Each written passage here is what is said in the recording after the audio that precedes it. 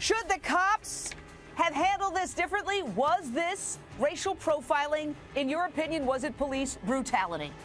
Absolutely was racial profiling, and I want to give kudos to this young man for handling himself in such a respectful way, knowing his rights. What's really sad to me, Jane, today is the anniversary of 9/11, a day where Americans united and we saw the resiliency of America. And here we have an American citizen who's being treated like a terrorist, not a father, not an American, but like a terrorist. You can't even walk in a public area and not be harassed by the police.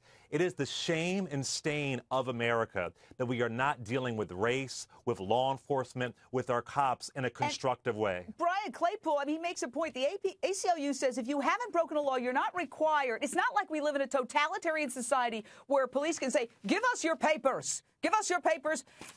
Why did they handle that way? Why didn't they say, hey, somebody's complaining about you. Just give me an idea of what you were doing, or in a way that might have given him the opportunity to tell his side of the story. Well, Jane, I have a different view of the impact of 9/11. And it's ironic that we're talking about this story on 9/11. And here's why. We live in a different country now. We live in a different culture of violence and potential for mass terror. And there are people in our society, in our own United States, who could be participants in carrying out mass terror. So you're agreeing? You think this guy could be a terrorist? He's sitting in a public. I worked. Jane, let me finish. Okay, I worked in Minneapolis for 2 years. Do you know how cold it gets in the winter? You cannot wait outside. It was -8 degrees that day, the day that he was stopped. He could not wait for his kids outside. Go ahead. Let me get to the heart of it. Let me get to the heart of this, though.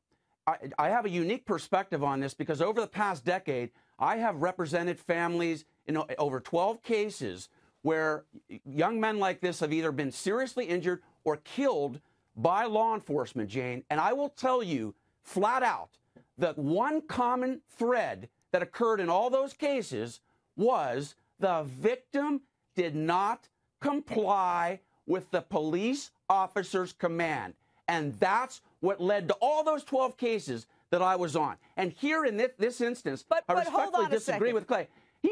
Jane, all he had to do here was tell that female officer, who, by the way, I thought was very polite. She just came up to him and said, hey, look, we have a problem. Tell me about what happened. Tell me your name. He was polite as well. Clay, respond.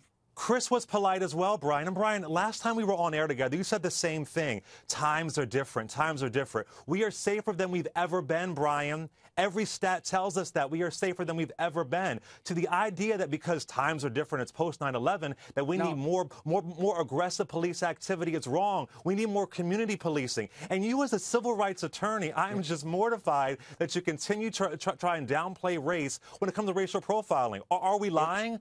Are we lying? But here's the